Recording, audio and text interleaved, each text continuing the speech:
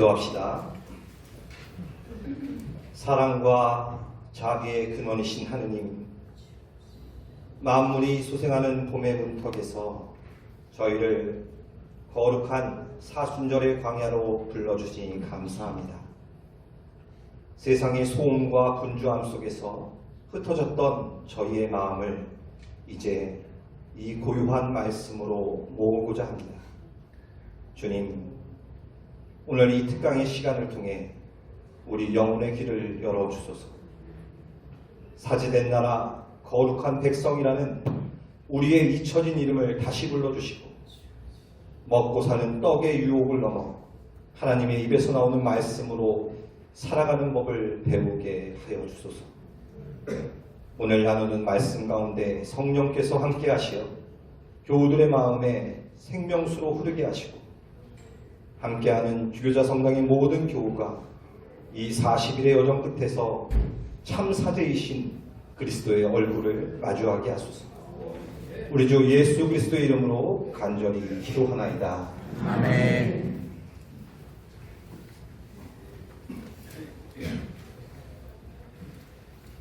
예, 반갑습니다. 송하경 아모스 신부입니다. 제가 지난 시간에 우리 박종호 신부님 하셨을 때 모니카회 회원분들이 전부 다 오셨다고 들었는데, 오늘 스텔라 회원들 몇 분 오셨나고, 청년 회원들, 됐습니다. 하여튼 고난주간 이렇게 주일까지 예수님의 여정을 함께 하신 여러분께 하나님의 축복과 평화를 간구합니다. 오늘 우리는 지금 사순절이라는 시간을 걷고 있습니다. 일단 넘겨주시죠. 사순이라는 이 말은 한자어인데요, 말 그대로 열흘이 4번 반복되는 시간, 즉 40일을 뜻하죠. 서양인은 이 시기를 렌트라고 부른다고 합니다. 이는 고대 영어 봄을 뜻하는 단어에서 왔다고 하는데요, 꽁꽁 얼어붙었던 대지에 새 생명이 솟아나기 위해 진통을 겪는 시간, 바로 이것이 사순절의 의미라고 합니다. 그런데 왜 40일일까요? 여러분, 30일도 아니고 50일도 아니고 왜 40일인지 혹시 알고 계신가요?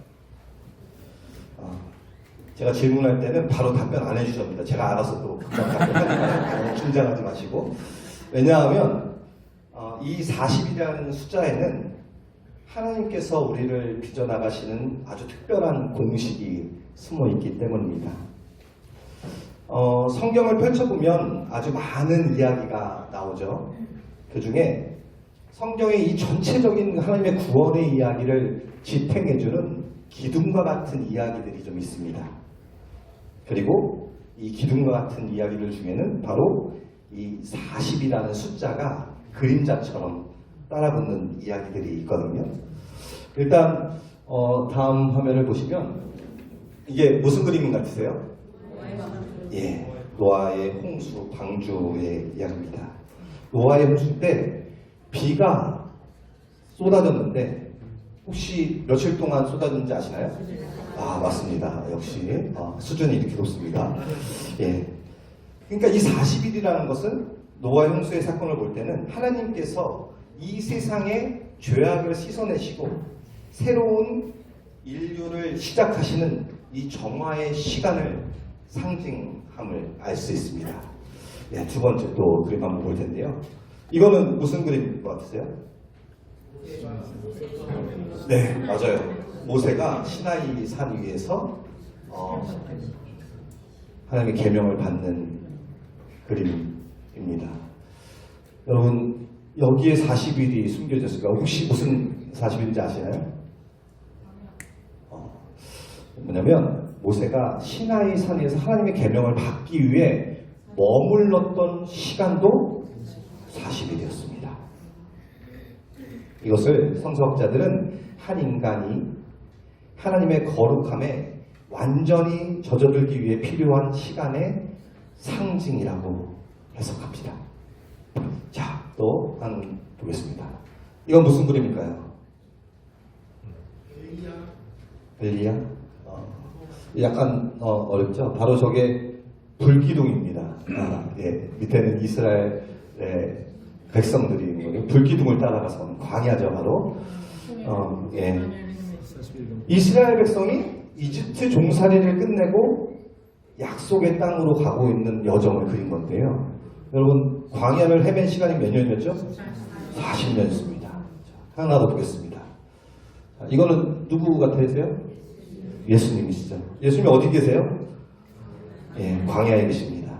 우리가 잘 알듯이 우리 예수님께서 공생애를 시작하시기 전에 성령에 이끌려서 광야에서 시험받고 금식하던 그 광야의 시간이 며칠이었대요? 40일이었습니다. 이처럼 성경에는 이 40일이라는 숫자가 단지 달력의 이 숫자를 세는 시간만은 아니었습니다.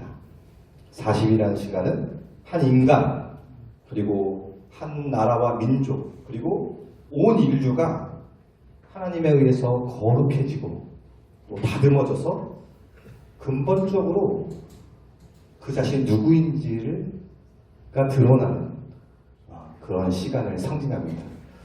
여러분, 오늘 강의 제목이 뭔지 기억하시나요? 광야. 뭐요? 맞아요. 자신의 정체성이 드러나는 시간과 공간이라는 것입니다.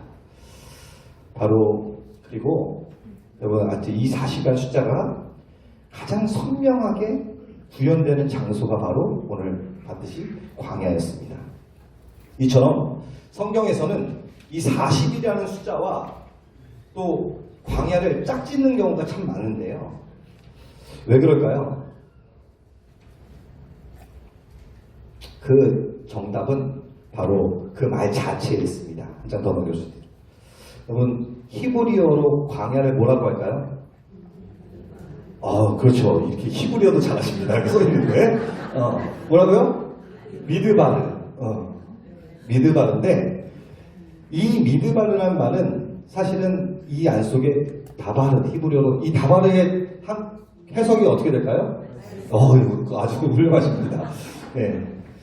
바로 이 뿌리 어근에 미드바르 광야라는 말 속에서 다바르가 있습니다.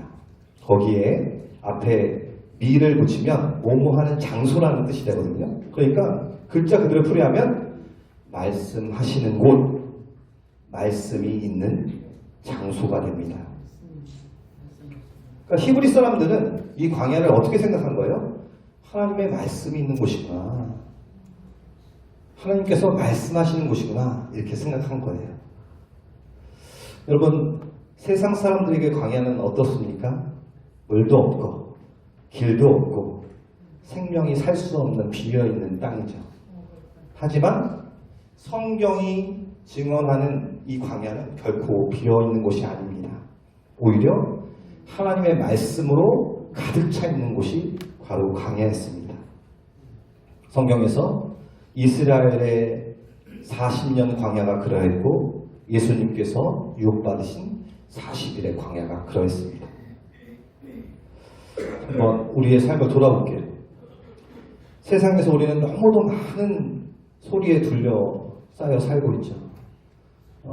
토요일 우리 교회에 오신 분들은 너무 시끄러워서 저희가 일을 할 수 없을 정도입니다. 텔레비전 소리, 자동차 경적, 또 타인의 비난과 칭찬, 그리고 내 안에서 소용돌이치는 끝없는 걱정들도 사실 우리를 시끄럽게 하는 소음들 가운데 하나입니다.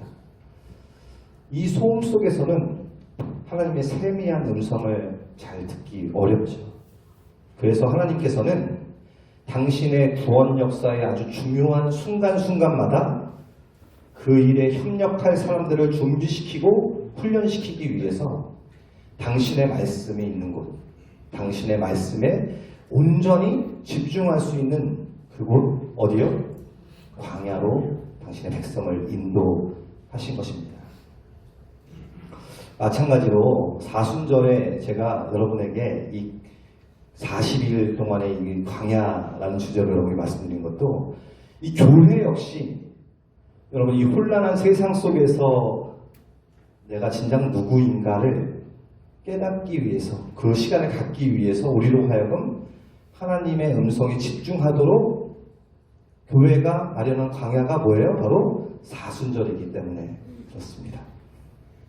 자, 그러면 성서가 우리를 광야로 인도하시는 그 출발점으로 한번 여행을 떠나보도록 하겠습니다.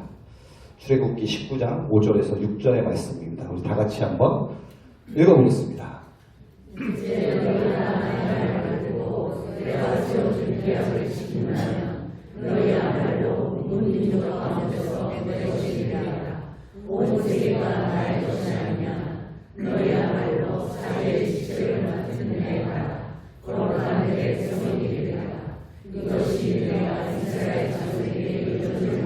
아멘.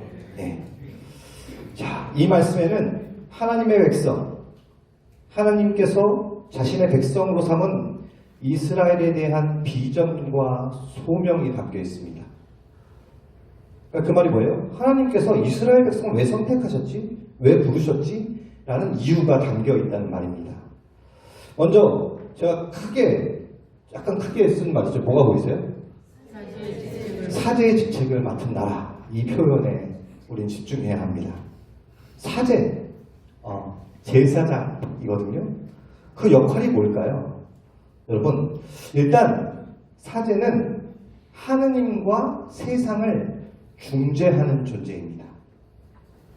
그리고 하나님의 축복을 세상에 전하고 세상의 아픔을 하나님께 봉헌하는 사람들이죠. 이것이 사제의 1차적 소명입니다. 사제는 하나님께 선택받은 사람이 분명하죠. 하지만 이 선택이 자신만 축복받기 위해 선택받은 것이 아님을 깨닫는 것이 중요합니다. 오히려 사제는 자기보다 타인을 위해서, 타인의 축복을 위해서 선택된 사람들이기 때문이죠. 그렇기 때문에 이스라엘의 사제된 소명은 이스라엘의 내부에 있는 그런 특권만을 누리려고 하는 것이 아니라 세상을 향한 선교적 사명이 있습니다. 그러니까 이스라엘은 하나님께 선택받았는데 그것이 이스라엘 백성을 위한 것이 아니라 오히려 온 민족을 위해서 선택받았다는 거예요.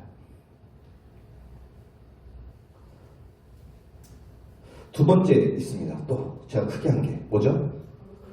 거룩한 내 백성. 네. 이 말에도 주님의 소명이 담겨 있습니다. 성경이 말하는 거룩함은 히브리어로 카도시란 말이에요.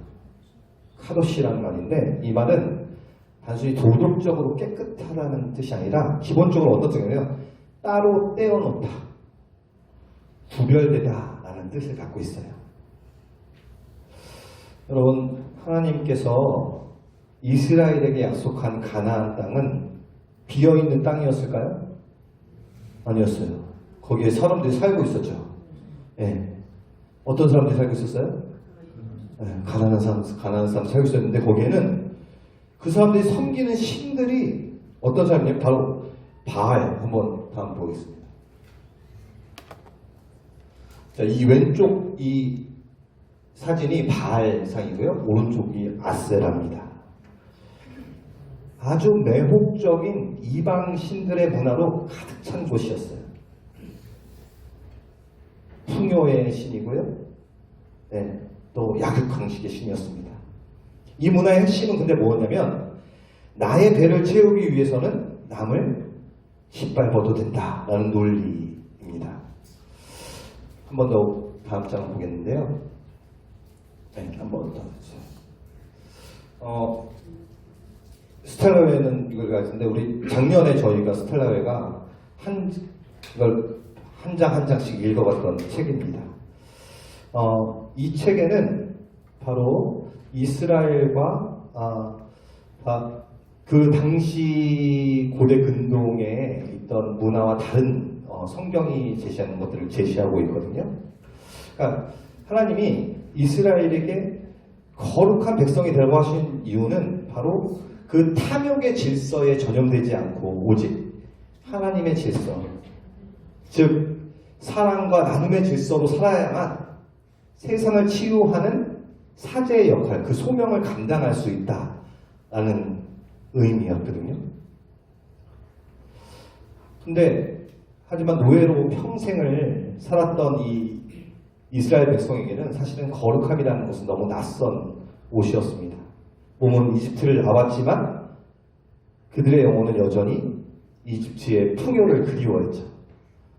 성경 출애굽기에 보면 이스라엘 때가 너무 좋았다, 막 책망하고 막 그런 게 나오잖아요.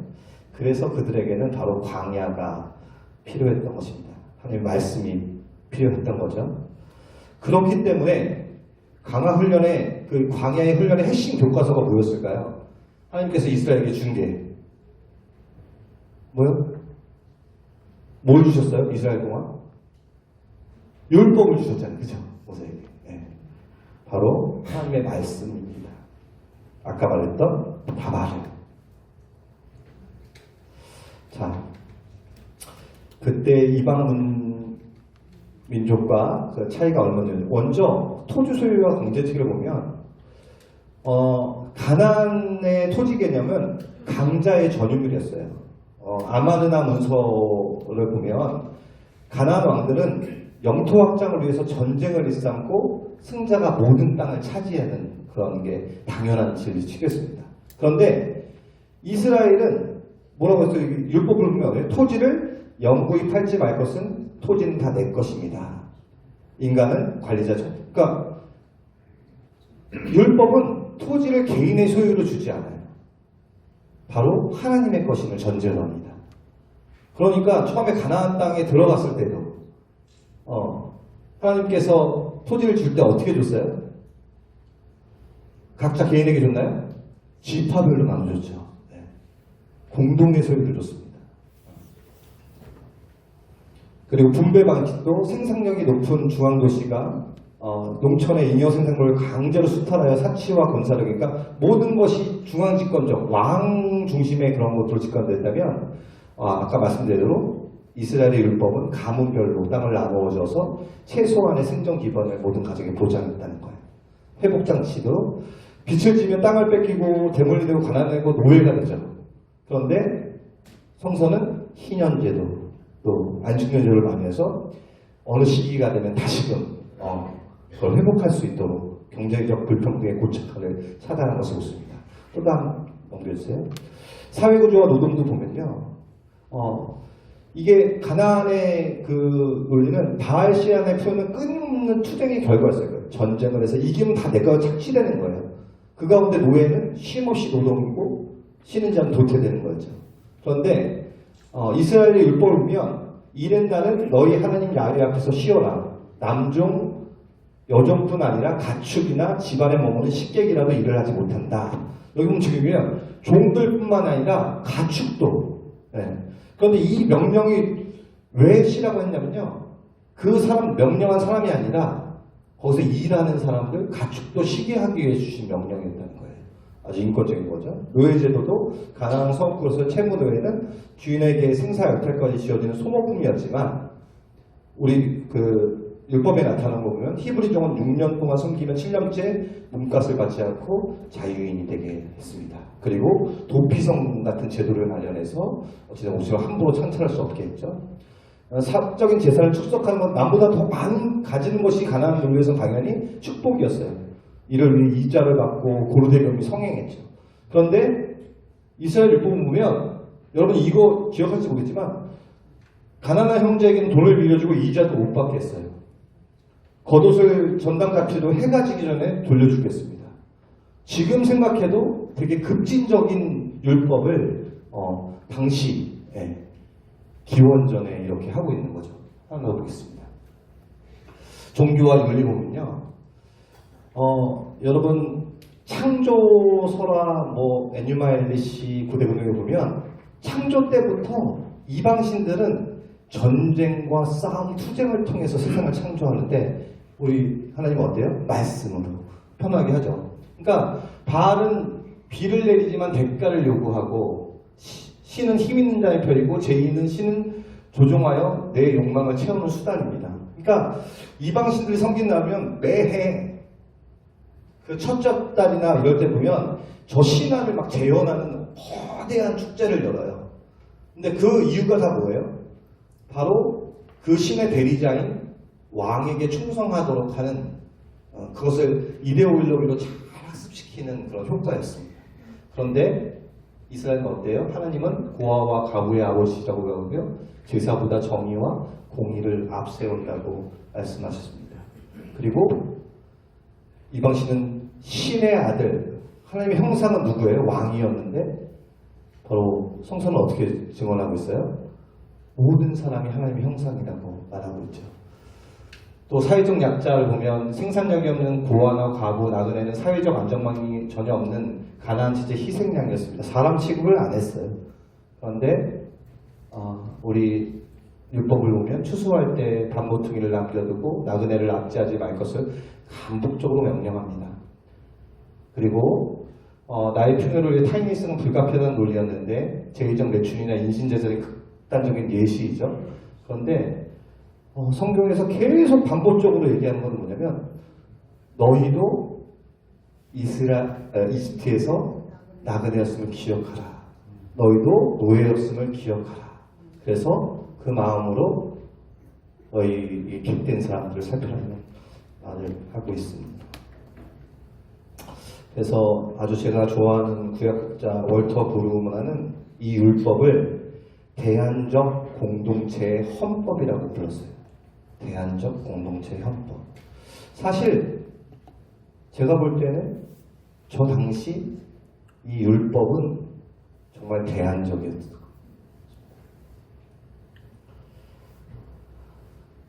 이방 민족들이 힘 있는 자를 숭배할 때 이스라엘은 율법을 통해서 고아와 가부와 나그네를 돌보는 법을 배워야 했습니다.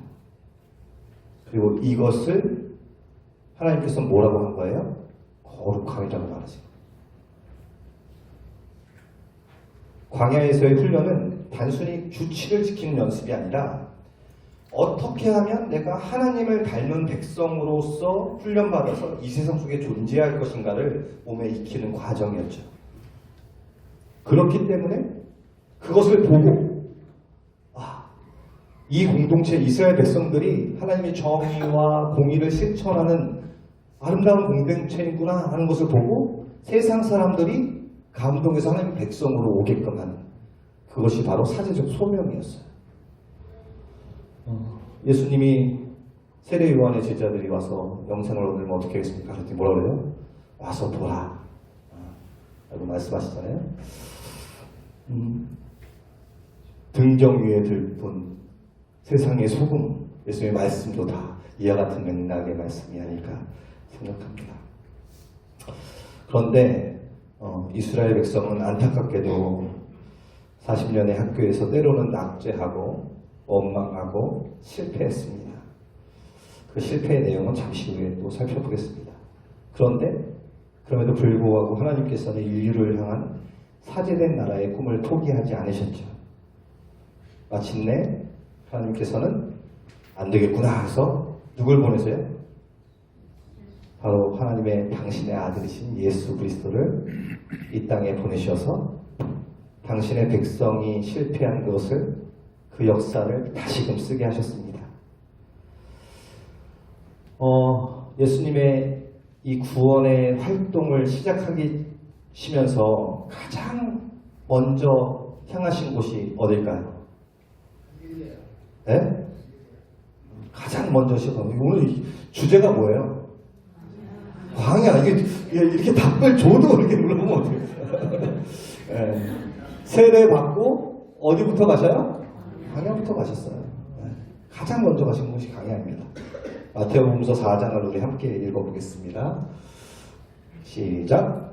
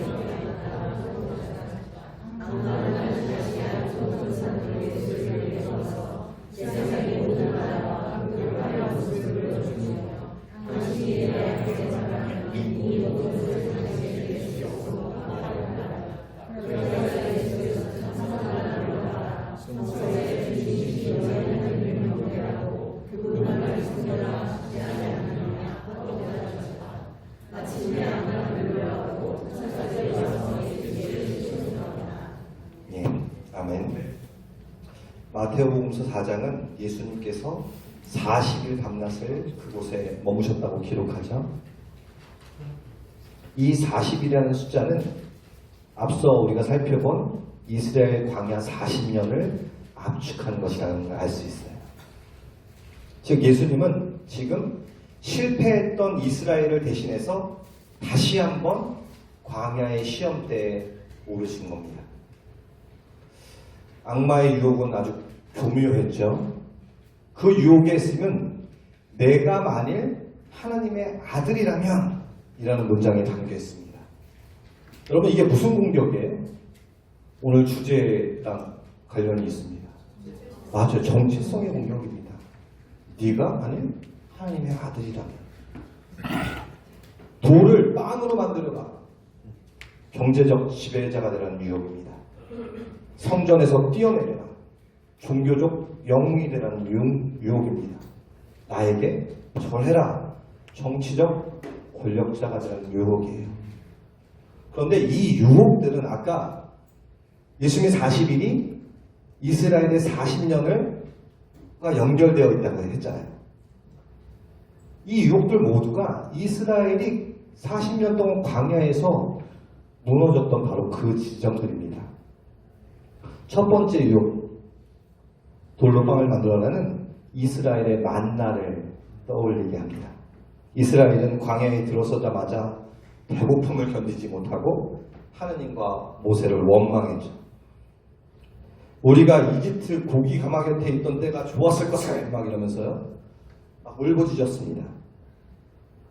그래서 하나님께서 만나를 내려주셨어요. 근데도 불구하고 그들은 불안해했습니다. 내일 안 주시면 어쩌지? 그래서 어떻게 해요? 어떤 사람들은 쌓아두었다가 그런데 그게 썩고 말죠. 예, 이 실패의 본질이 뭘까요? 바로 불신입니다. 하나님을 나의 생명을 책임지는 아버지가 아니라 내 배를 채워줘야 하는 공급자로만 본 것입니다. 먹고 사는 문제가 하나님의 말씀보다 더 중요했던 거죠. 두 번째 유혹은요, 마사의 시험이라고 불리는 사건과 연결되어 있습니다. 이스라엘이 르비딤이라는 곳에 도착했을 때 무엇이 없었어요?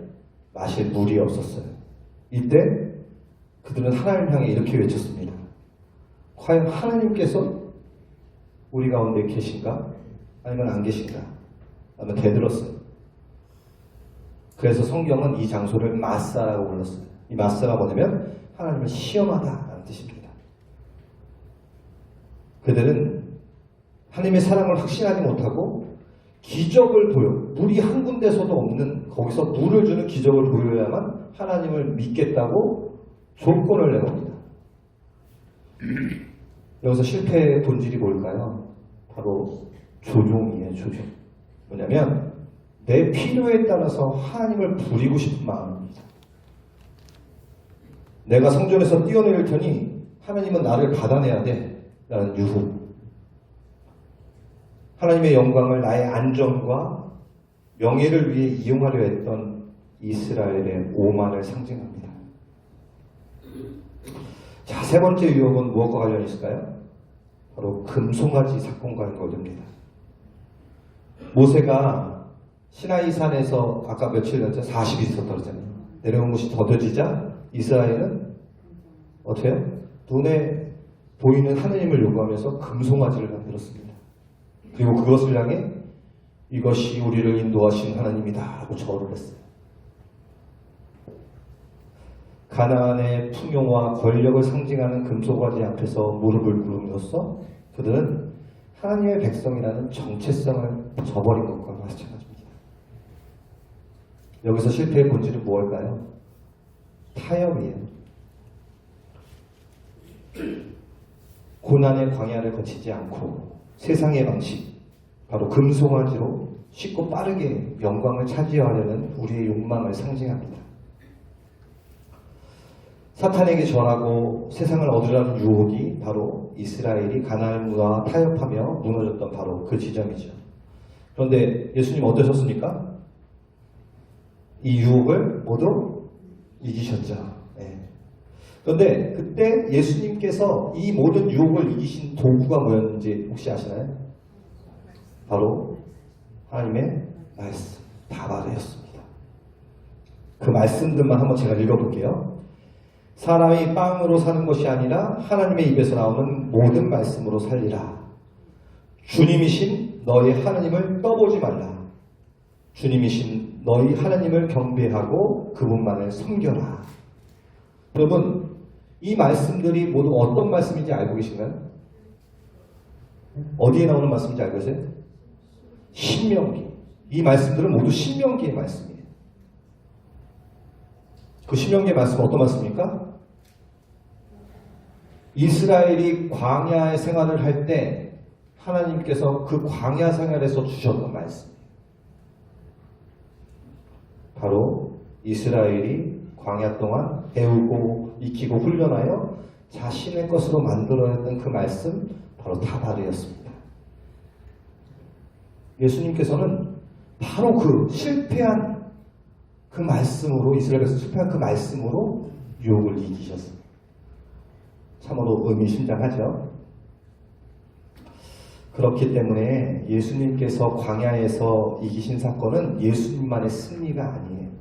이것은 이스라엘의 실패와 눈물을 닦아준 사건이라고 말할 수 있습니다. 광야에서 배고픔에 하나님을 원망했던 조상들의 수치를 예수님께서 대신 갚아주셨습니다. 하나님을 의심하며 물을 달라고 대들었던 그 부끄러운 역사를 예수님께서 신뢰로 덮어주셨습니다.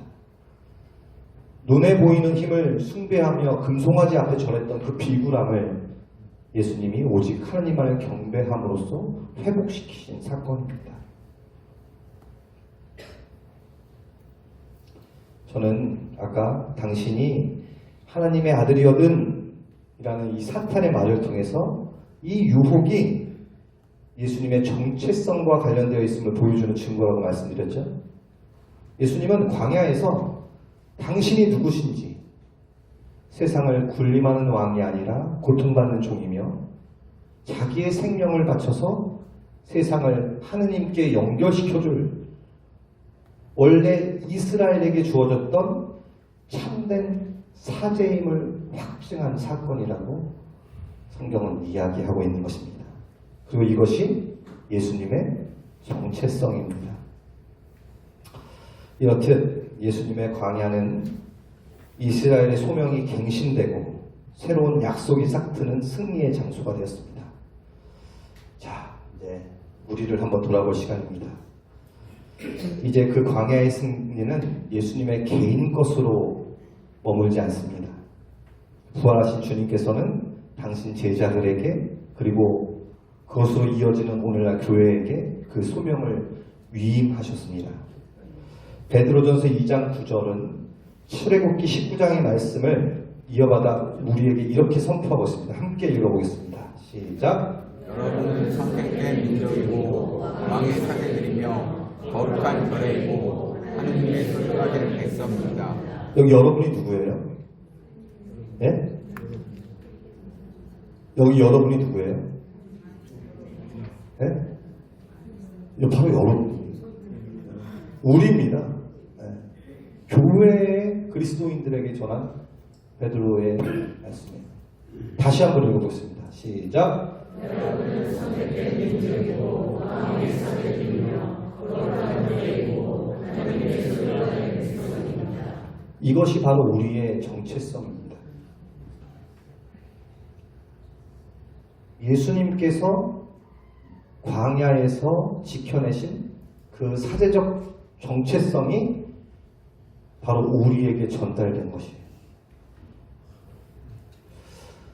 세상은 여전히 우리에게 야, 너 하나님 섬긴다며 그리고 하나님의 축복을 받은 자녀들이라며 그러면 물질적 축복도 더 많이 받아야 되는 거 아니요? 어? 돈이 좀 더 많아야 되잖아? 그럼 좀 더 성공해야 되잖아? 이렇게 유혹하죠. 그러나 성경이 제시하는 정답은 다릅니다.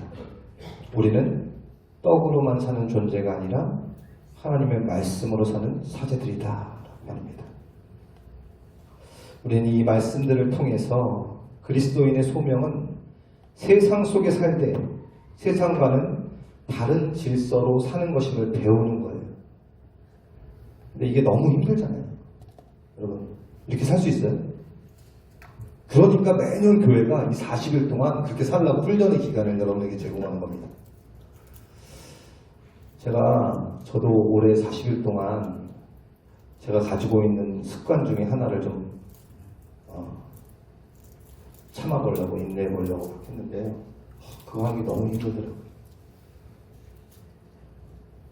그런데 일상 속에서 우리가 이렇게 주님의 고난을 감당하고 또 다른 삶으로 살아가려고 하는데 이 훈련조차 돼 있지 않으면 어떻게 이겨내겠어요? 그래서 교회가 마련한 시간이 바로 이겁니다. 사순절은 우리 그리스도인들의 미두바르입니다. 우리는 1년 중 이 40일 동안 의도적으로 이 시간을 광야로 자처하는 것입니다. 화려한 옷을 잠시 벗고 자극적인 음식을 줄이고 내 안의 소음을 잠재웁니다. 왜 그럴까요? 우리는 너무 자주 우리가 누구인지를 잃어버리기 때문입니다. 우리가 누구라고요? 다시 한번 읽어볼까요?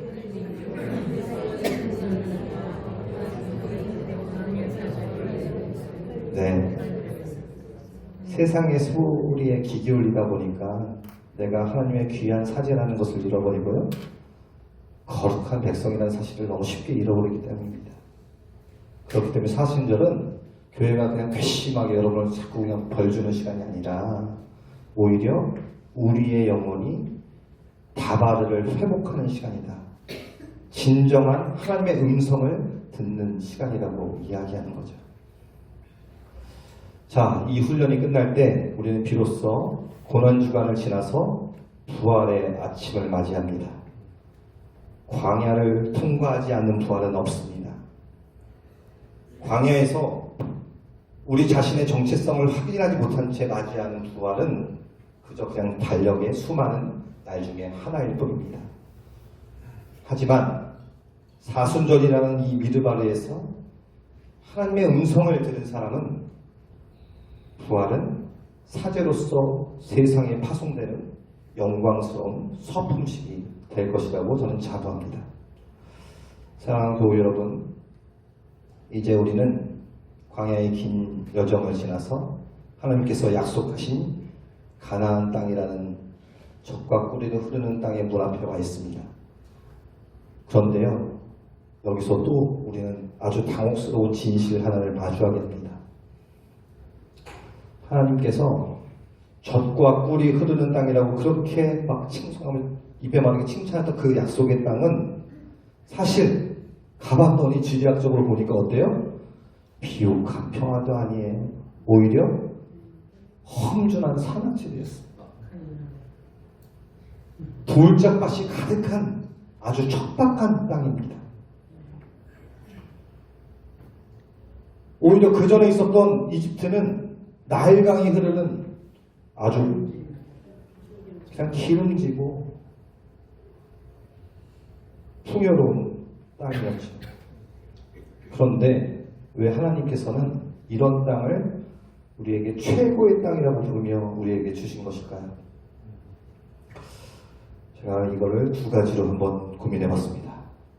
젖과 꿀은 땅의 성분이 아니라 관계의 열매다라는 것입니다.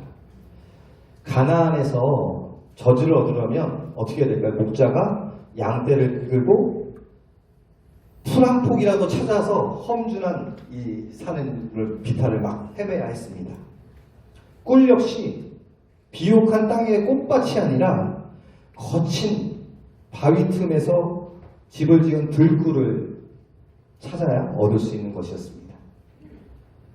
그러니까 가나안은 가만히 앉아서 받아먹는 낙원이 아니라 하나님께서 허락하신 자연의 섭리 속에서 땀 흘려 수고하며 그분과 동행할 때 비로소 젖과 꿀을 맛볼 수 있는 협력의 땅이었습니다. 마찬가지로 우리의 삶도 마찬가지입니다. 그리스도인의 축복은 아무런 고생도 없는 안락함이 아닙니다.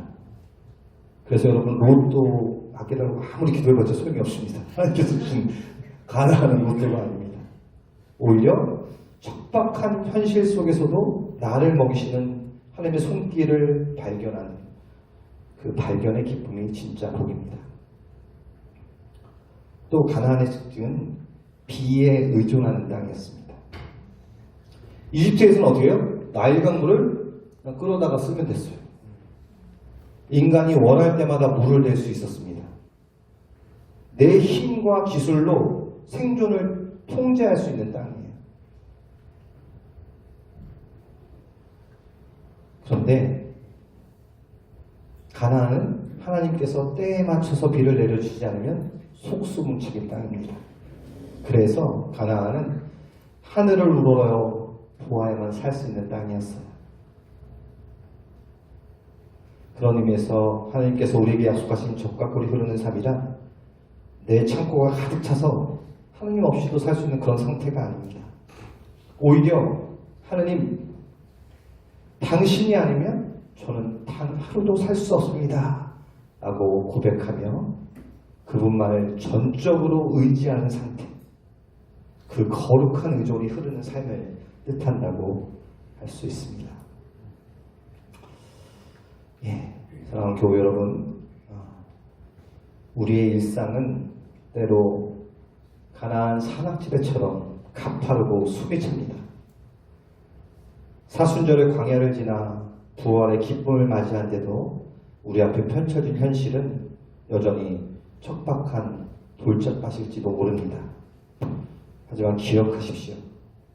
광야에서 하나님의 말씀, 이 다바를 듣는 법을 배운 사람에게는 그 거친 산지가 결코 절망의 땅이 아닙니다. 바위 틈에서 꿀을 내시고 메마른 산비탈에서 양떼를 먹이시는 하나님의 기적을 매일 체험하는 신비의 땅이 될 것입니다. 그렇기 때문에 그리스도인의 방향성은 더 편안한 곳을 향하지 않습니다. 오히려 우리는 하나님이 더 선명하게 보이는 곳, 바로 그곳을 향해 걷는 사람들입니다. 그곳이 실령 험준한 산지일지라도 주님과 함께 하신다면 그곳이 바로 젖과 꿀이 흐르는 하나님의 나라라고 믿는 사람들이기 때문입니다. 여러분, 우리에게 준비된 이 척박하고 험준한 이 시간, 또 우리 삶의 척박한 구석구석을 하나님께 봉헌하는 시간으로 여러분 잘 견뎌내 오셨습니다. 광야를 지나서 산악지대 가나안을 일구어 가는 여러분의 수고로운 그 손길 위에 때를 따라 눕는 하나님의 은총이 젖과 꿀처럼 풍성하게 임하시길 주님의 이름으로 축복하며 강의를 마치겠습니다.